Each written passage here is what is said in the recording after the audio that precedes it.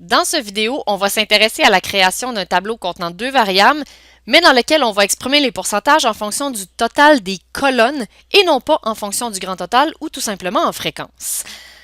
Encore une fois, je vais vous montrer les deux techniques, donc celle qui utilise les fréquences brutes pour calculer les pourcentages et celle où on demande à Excel de faire le travail à notre place. Commençons par la première technique, celle où on utilise les fréquences.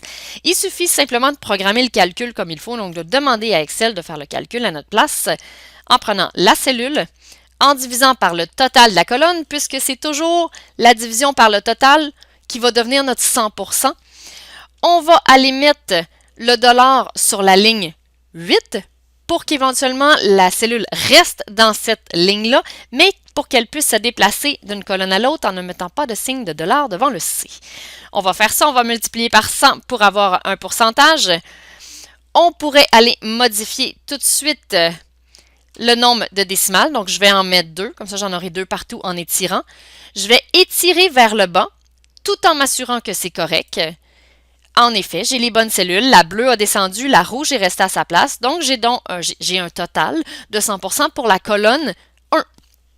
Ensuite, je peux prendre l'entièreté de cette colonne-là et l'étirer vers le bout.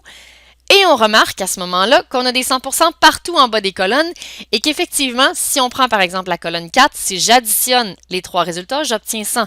Si je prends la colonne du total, j'additionne les trois résultats, j'obtiens 100. Par contre, si je prends la ligne numéro 1, donc cette ligne-là ici, si j'additionne, non seulement j'obtiens pas 100, mais encore je n'obtiens pas 33%. J'aurai donc besoin de changer le titre de la colonne parce que ce n'est plus un total. Dans la dernière ligne, ce sont des totaux, mais pas dans la dernière colonne.